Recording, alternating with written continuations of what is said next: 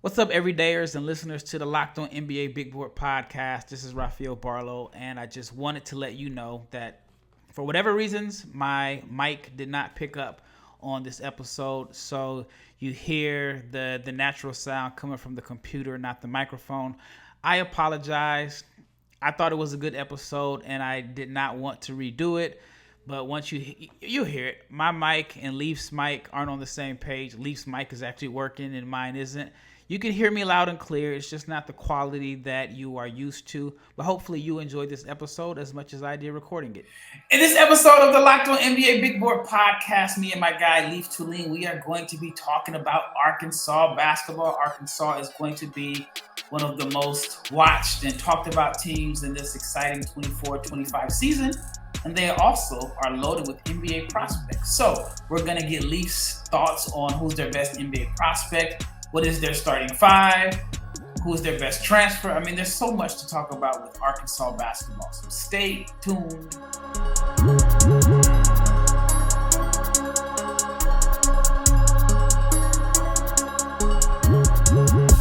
Big shout out to each and every person that has made the Locked On NBA Big Board podcast your first listen of the day. I'm your host, Rafael Barlowe. And like I mentioned, Leif Thulin, the guy that watches more college basketball than anyone else, is my co-host for today. And before we get too deep into this episode, I want to let you know that it is brought to you by Game Time. Download the Game Time app, create an account, use the code LOCKEDONNBA for $20 off your first purchase. Again, download the Game Time app. It is my favorite app when it comes to purchasing tickets.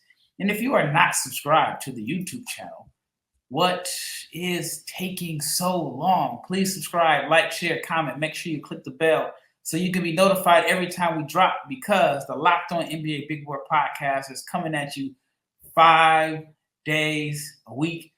Basketball season is getting closer and closer, especially college basketball. But the NBA is here. Teams are already in training camp. They've already started playing overseas. And Leif, we're getting closer to that time. Let's talk about Arkansas. When you first heard the news that John Calipari, Coach Cal, was rumored or hinting at leaving Kentucky, were you surprised by it? Yes, but I was happy for Kentucky because here's the rant. Kentucky's been putting people in the NBA at an all-time high rate since Calipari got there at 2008. Well, Kentucky's won one national title, and that's not the worst part. But they've won one national title, and they were competing regularly from 2008 to 2015 when they had that amazing team that fell short of an undefeated season. And since then, they have been non-competitors. And it's been Calipari has assured people, look at my track record. I have all these NBA stars, all these accolades of All-NBA, 33 players drafted in the first round since my tenure here. And he rested on his laurels and promised people playing time. Their team is what's supposed to be. The head coach is not supposed to just be a brand ambassador and get people to the NBA. You're supposed to win. So I was happy for Kentucky. As for the Arkansas side, it brings enthusiasm to Arkansas basketball. And yes, I know they made back-to-back Elite Eights, but this brings you those high-end prospects that get you into the NBA. And then he has the license to coach more freely and not have all these guarantees, choose his own players, and have a lot of NIL money poured in for the Razorbacks. So I'm actually very excited for Arkansas, but I'm pleased for the Kentucky fans who like had to endure having all this talent and be underwhelmed year in, year out. But what do you think is going to be the difference between what he did at Kentucky and what he did and what he's going to do at Arkansas? I mean, do you think maybe less pressure at Arkansas? Because I mean, just based off of what we've seen in the 6 months he's been the coach, it's Kentucky West. You see, I agree with that. And I'm not sure there will be a difference in the long run, but what there is novelty. And I think novelty breeds like new rejuvenation. And his rejuvenation will lead to more winning basketball, more emphasis on winning as opposed to recruiting. Yes, I know they stole all the Kentucky recruits and they already had recruits and talent in place. And so there's a baseline to win. I don't know if they win this year. I don't know how great they'll be, but they have a lot of talent and they're going to have talent for years to come. But I think the rejuvenation comes from the head coach. And there's just this belief and buy-in from Fayetteville. I think a lot of people really are excited to have a team that's got all this talent and just a new new front office, if you will, because that's what it is now in college basketball. Is you're recruiting players as if they're free agents year in and year out, and Calipari is going to get you the right guys to compete. You just need to have the right coaching to get those guys to really compete and win, as opposed to just have the competitors in place. In your opinion, what is the difference between, Coach Cal and what Musselman had been doing the last couple of years? Not enormous, but Coach Cal has a set franchise of guys that are good and have been good in college basketball, and not just one and dones, like Anthony Black, Jordan Walsh, Nick Smith, and all those guys, Ricky Council, Trevon Brazile. That was talent, but they hadn't coalesced together. And so they still have the same problem of needing talent to coalesce, but they've got proven collegiate talent this year, as opposed to what Kentucky has had in years past. So they bring in Janelle Davis, who's, I think, the best player on this team. They bring in Jonas Adou, who I think is the best defender in the SEC. They bring in a bunch of freshmen, as well as DJ Wagner and Zvonimir Ivisic from Kentucky. So there's just a lot of pieces that have played high-level college basketball, along with the typical Kentucky-style talent that you're bringing to Arkansas via the freshman Boogie Fland. You have Billy Richmond, Karter Knox, a couple others. And you look at that, and there's 7 or 8 players that are legitimate, established college basketball players there, and now you just need to find the right lineup. What are your thoughts on just the success they had in the transfer portal? And I know 3 of those guys, came from Kentucky, but they had a very, very successful transfer portal. Do you think that's something that we're going to see a lot of at Arkansas? A combination of highly touted freshman classes mixed with really good transfers? Yes, I do. I think it's certainly helped by the fact that Calipari was the recruiter of all these guys, and they gave the word to play for him. So then he leaves, they come. I don't know if it'll always be that swift in terms of the recruiting, but the transfer portal is about money and opportunity. You got an opportunity to compete. You have an opportunity to start, and then you're going to have the money from Arkansas donors who are really in on basketball right now. And that's how they're able to afford John Calipari. So I think it will be a year in, year out thing. I will caution them, if they don't play well, there's going to be a lot of frustrated people and say, oh, it's just Calipari. He doesn't know how to coach. He just can recruit. And I don't think that's an untrue narrative, in the sense of recently, the way college basketball is developing. He hasn't found teams that have had good chemistry, but he has won a national championship. He has been to championships with different teams. It's a thing to say he's not a good coach, but I'm not sure in today's day and age and the way that teams are playing, he's adapted. So this will be a little bit of a crucible for him, and able to overcome all that beloved nature he had at the beginning of his tenure at Kentucky, to overcome all the vitriol he had in the recent years where people are saying, well, he's not good. And so this will be a prove it year. Yeah, it's going to be interesting, because I've spoken to some guys that have played for him before. They've never described him as being a tactician or a great X and O's coach, but they love him. And one of the common things is he can motivate you. He's a master motivator.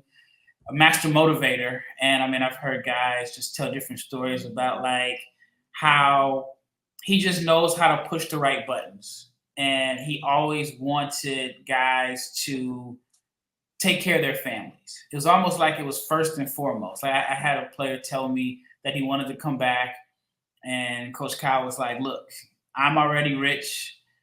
You can come back and make me richer, or you can help your family. Go take care of your family. And I've heard stories of him tearing up scholarships because he wanted to put guys in the best position to succeed, and basically as far as just trying to take care of their families, which he's been very successful at. But then it caught up with him in the last few years, and you had that, what was it, 2019, where they were really, really bad? Or was it 2020? 2020. 19, they lost in the Elite Eight to Arkansas. 2020, they were actually pretty good. So it was 2021 where they had Brandon Boston and Terrence Clark, RIP, and they brought in all that talent, and they ended up not making the tournament. And ever since, it's been a steady downhill. They've been a 2-seed, lost. They've been a 3-seed and lost. Yeah. So this transfer portal, it's not new to basketball, but it is new. It's just the way things have been going this year. Would you rank them as having the best transfer class in the country? Them, Kansas, and I mean, I like what a couple other teams did, but in terms of high-profile players, I would go with them in Kansas. All right. All right. When we return, we're going to talk about some of the transfers that have made the transition to Fayetteville, Arkansas. And then we're going to talk about Trevon Brazile, a guy who I was really, really high on. I thought that he was going to be a first-round pick in the 2024 draft. Didn't have the season that I expected coming back from an injury, but I want to ask Leif, does he think that Brazile can regain his draft stock? But before I get into that, let's talk about FanDuel. Why? FanDuel is America's #1 sportsbook. If you're an NFL fan, you can start this season with a big return on FanDuel, which is, like I said, America's #1 sportsbook. So when you get a hunch in the middle of the game, you can now check out the latest stats. You can view live play-by-play and so much more. And it's all on the same page where you placed your bets. And you can get started with $200 in bonus bets guaranteed. All you have to do is place your first $5 bet. Again, that's FanDuel.com, America's #1 sportsbook and the official partner of Locked On. Once again, thank you for making the Locked On NBA Big Board podcast your first listen of the day. Now you have to check out the Locked On NBA podcast because nobody keeps you more informed or as entertained as Locked On NBA. Training camp has started this week, so we are now in season. I mean, the first preseason basketball games are around the corner. I know the Dallas Mavericks have a game on Monday. Well, we just found out today that Luka Doncic has another calf strain and he won't play. But either way, basketball season is around the corner, so check out the Locked On NBA podcast. All right, second segment. Let's talk about Arkansas's transfers. You mentioned Johnell Davis is the guy that you think is their best player, but that doesn't necessarily mean he's their best NBA prospect. How do you think Davis is going to coexist with DJ Wagner, who is another transfer? See, I think that'll be very interesting to see their guard rotation in general. I think Johnell Davis is their best player. They can play him at the 2 and the 3. And that's important because I think Boogie Fland is their best prospect. And now you would say, well, that's their point guard. Now they're 2 guards, Johnell Davis, because they have Adou Thiero, Trevon Brazile, Karter Knox, and Jonas Adou. All like that's 4 mouths to feed in the front court. And I know all of those can't start. But then there's DJ Wagner, like you said. So my guess is that Fland and Wagner will share ball handling duties. Johnell Davis will be a scorer. And I think Wagner will be the odd man out eventually. You think so? I think he will start. I'll say this. I think he should be eventually because I think Boogie Fland's really, really good. I think Johnell Davis is really good. I think Adou Thiero brings something to a team that you need when you have score like Fland. You need to compensate with the toughness and athleticism of Adou Thiero. And then you decide between Knox and Brazile, and then you have Adou. Adou's a lock. So you have a lot of defensive. I don't know if Adou's a lock because you still got Ivisic. Adou's got to start. He's got to. Because here's the thing. I like Ivisic too, but Adou's the best defender in the SEC. And if you're going to play Fland as your point guard, which I think they should, you're going to need a rim protector, and that's what Adou brings. And I know Ivisic is big and tall, but he's not as good a defender as Adou. So Wagner, rim protector. I mean, I don't remember the numbers off the top of my head, but I feel like he averaged like a block and a half and like 11 minutes a game. Not saying blocks equal like great defender, but I mean, I do think that he is a good rim protector. I think if you play him at 25 minutes a game, I think he can get you 3 blocks or 2.8 blocks per game. Well, that's the thing, though. I think he blocks shots. I don't think he plays good defense. Okay. And so in fact, when he was playing for Kentucky, in lieu of some of the other defensive big men they've had, like Onyensu, yeah, he was not a great defender in his own regard, but the metrics decided that Ivisic was so poor defensively that he could not be played at times. So we'll see how that goes, but I think they're going to have to stagger the shooters with the non-shooters. So I think you're going to see Wagner play with Ivisic, rather than with Adou a lot. I think you're going to see Fland. Are you considering Wagner a shooter? Non-shooter. Okay, all right. Yeah, he's a non-shooter. I think Johnell Davis and Fland can shoot. And so then you're going to see those guys play with the defensive 5 and Adou. And I think the offensive 5, and maybe you get Adou and Ivisic playing together. Who knows? They could get crazy. But I think Adou plays with Fland, and I can see Wagner playing more of his minutes with Ivisic. And then you're going to have to see which of Thiero or Brazile adapts and becomes the hustle guy. Like, one of those guys is going to be the glue guy of the team. And I would put my money on Thiero being the better one at that role, even though Brazile, to me, is the more talented player.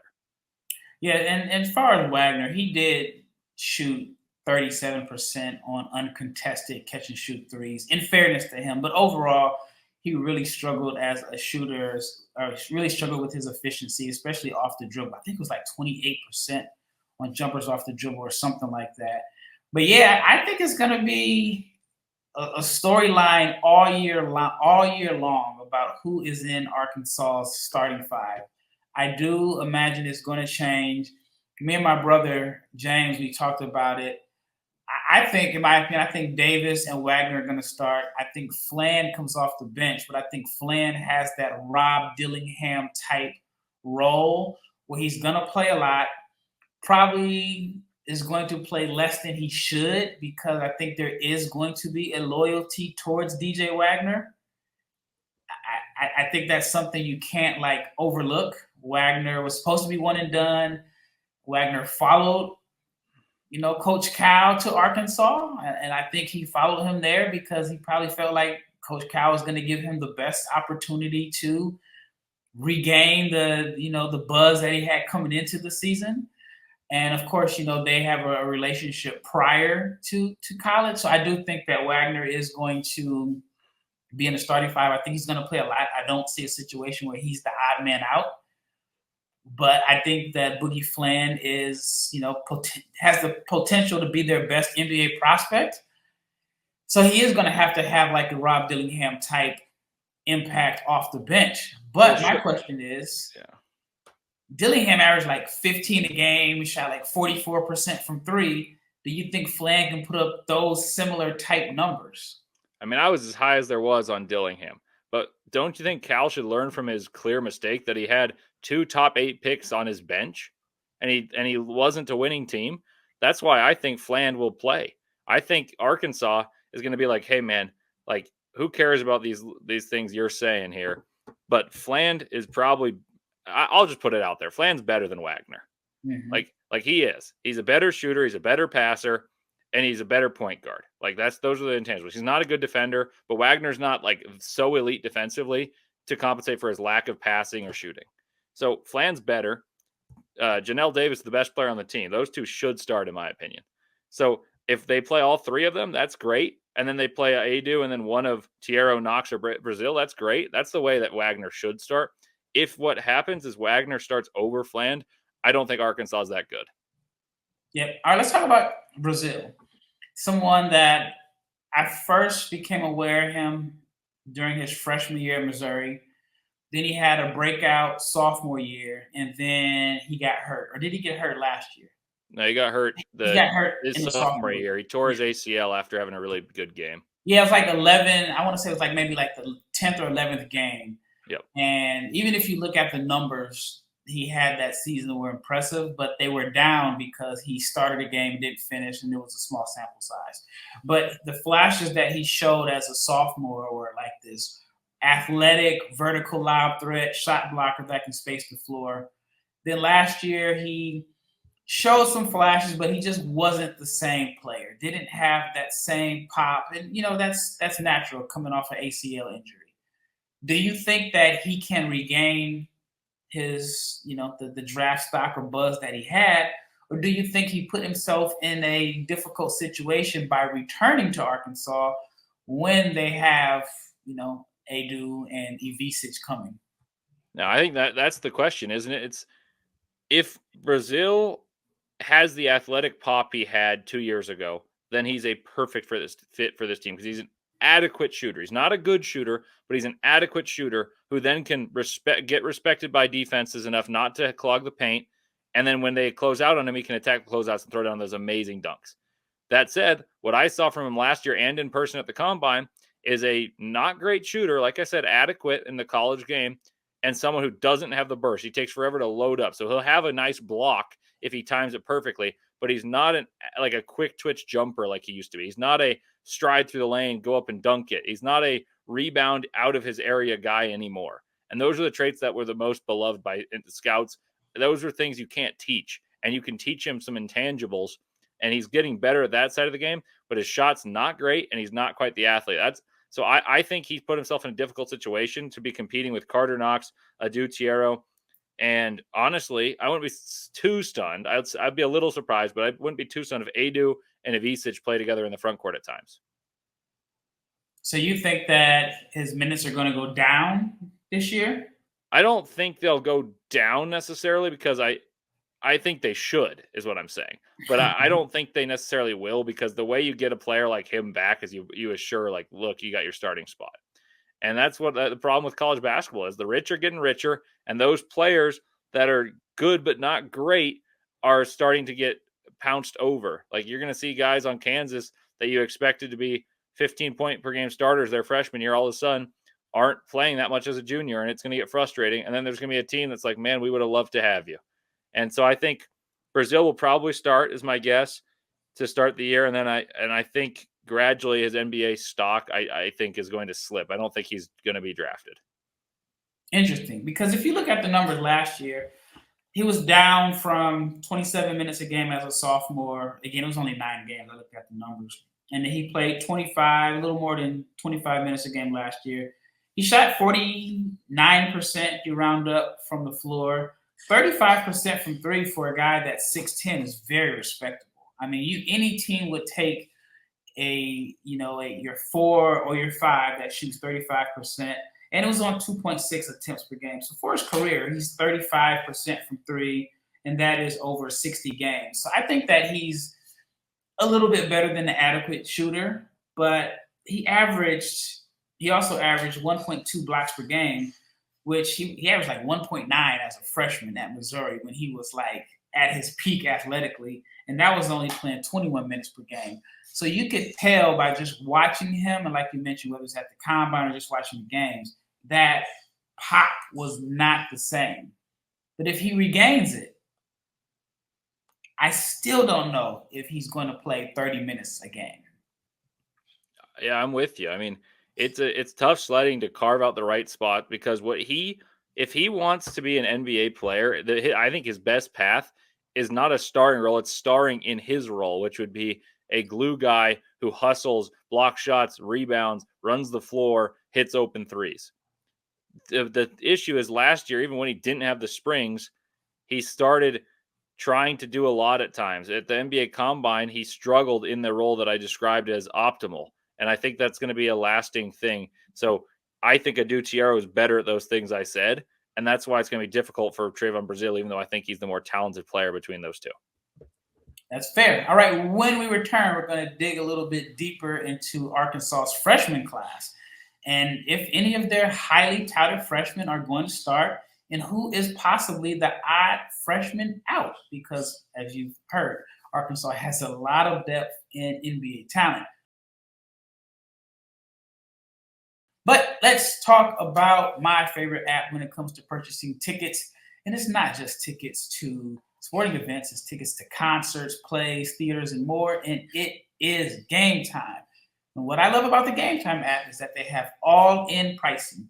All you have to do is toggle this feature, and it will show you the total upfront, and there's no surprise fees at checkout.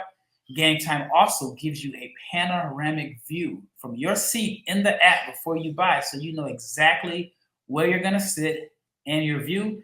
Also, Game Time has a lowest price guarantee. If not, Game Time will credit you 110% of the difference. And on top of all of that, your purchase is covered with the most flexible customer service policy in the ticketing industry. So take the guesswork out of buying tickets with Game Time. Download the Game Time app, create an account, use the code LOCKEDONNBA for $20 off your first purchase.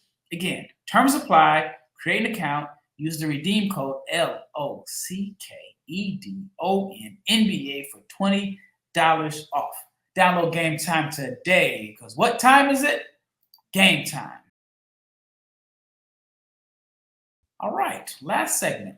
Arkansas's freshman class. You got Boogie Fland, who we talked about. We got Karter Knox, who I'm a fan of. I think there's a little bit of Paul Pierce in Karter Knox's game. Maybe it's because when I saw him play, he had the big T-shirt like Paul Pierce used to wear at Kansas.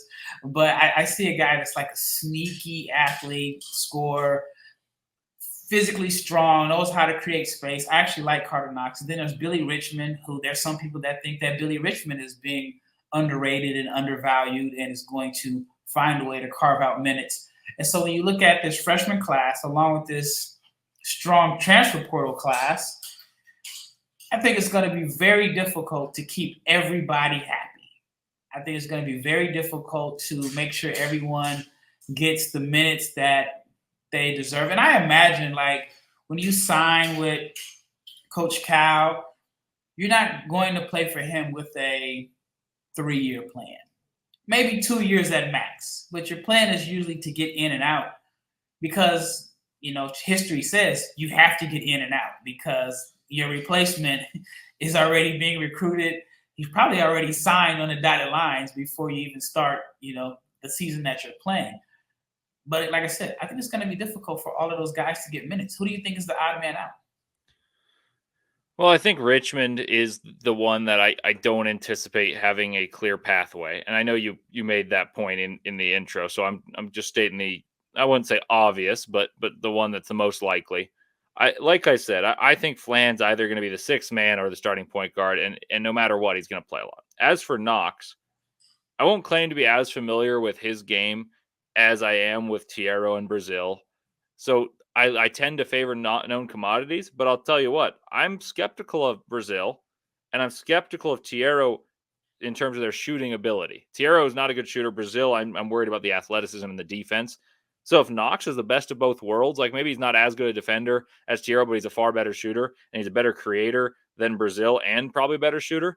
I don't think Cal's the type that's scared to play a guy like Karter Knox who has lottery potential.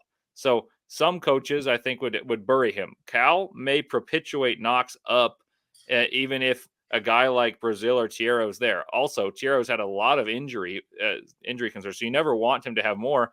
But there's a very real possibility that that spot at the 3 opens up so long as they don't play a 3-guard lineup of Fland, Wagner, and Davis. And I think that's going to be the biggest issue for a guy like Knox or Thiero in terms of their consistency of playing time is if he's so tied to DJ Wagner and Boogie Fland says, you know what, I'm such a problem that I need to be playing.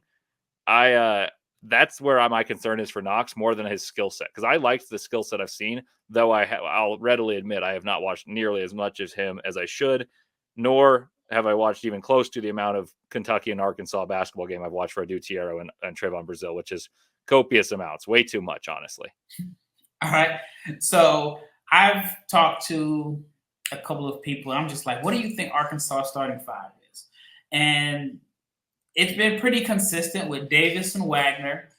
Depending on who you talk to, some say Wagner's the one, some say Davis is the one, but you know, most feel that they're pretty interchangeable.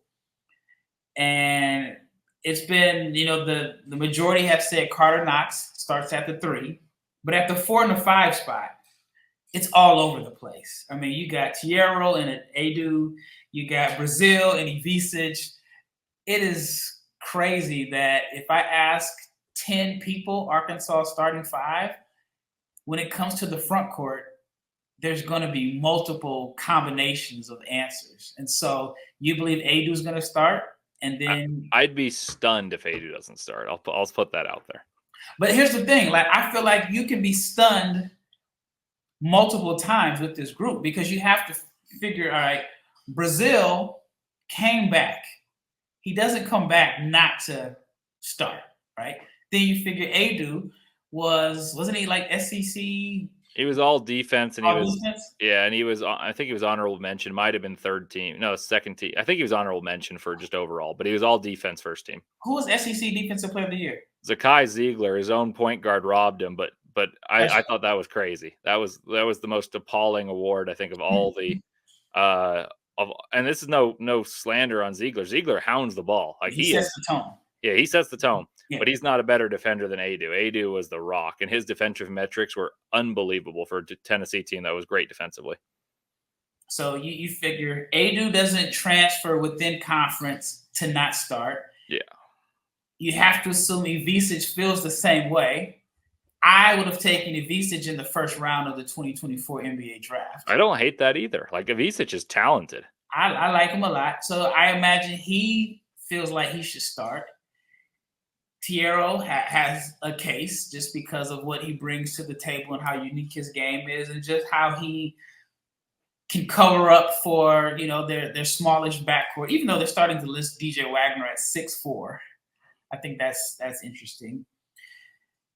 And then, like I said, there's 4 guys that you could assume to start. But when you go into the I'd be shocked if, I think there's multiple situations because, like I said, I feel like those guys came back, transferred because they thought they were going to start. I don't think any of those guys goes to Arkansas believing that they're coming off the bench.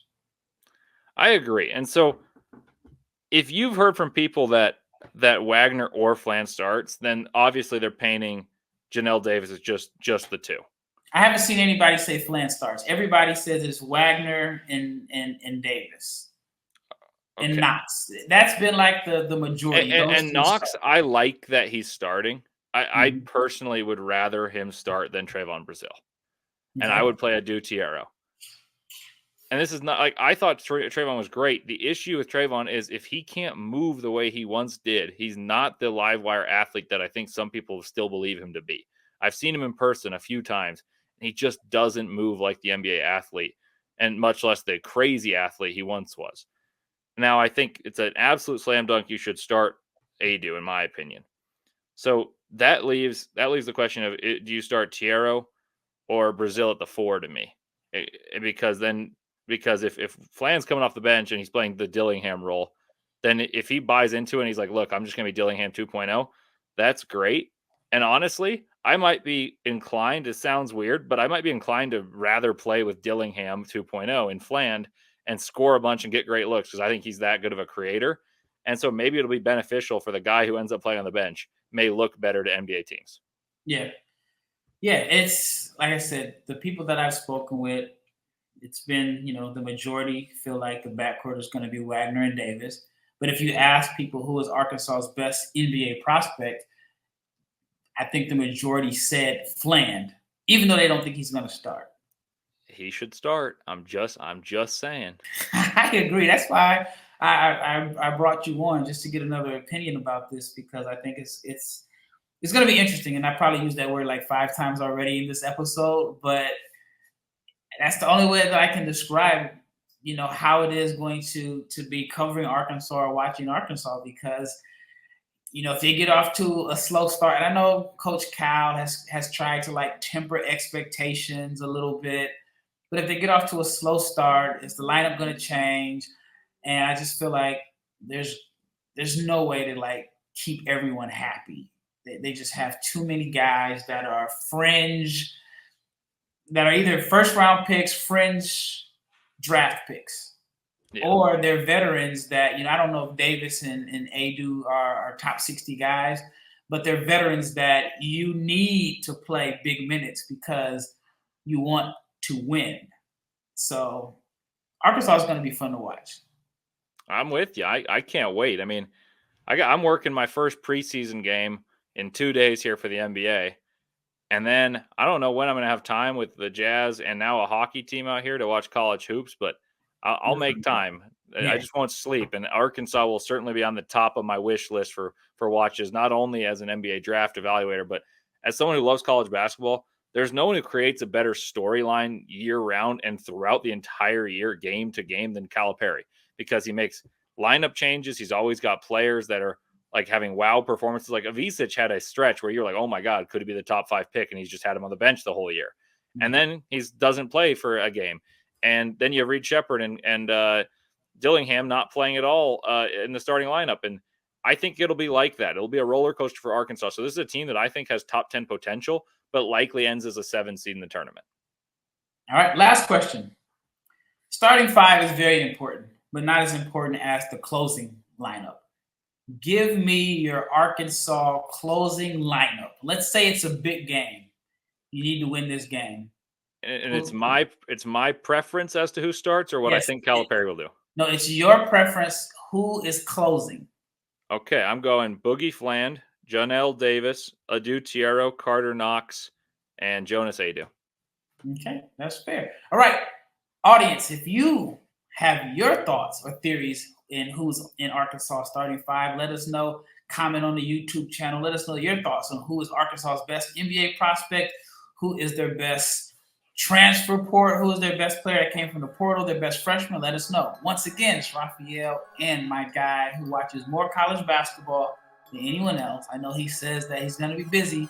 He may not have a lot of time to watch it, but I guarantee you he's going to find time to watch college basketball. But thank you for making the Locked On NBA Big Board your first listen of the day. Now for your second listen, check out Locked On Fantasy Basketball, and you can become a fantasy basketball expert and get the edge over your league mates with daily tips from the legend himself, Josh Lloyd. Find Locked On Fantasy Basketball on YouTube or wherever you get your podcast. It's Rafael, Barlowe, and Leif Thulin, and we are out of here.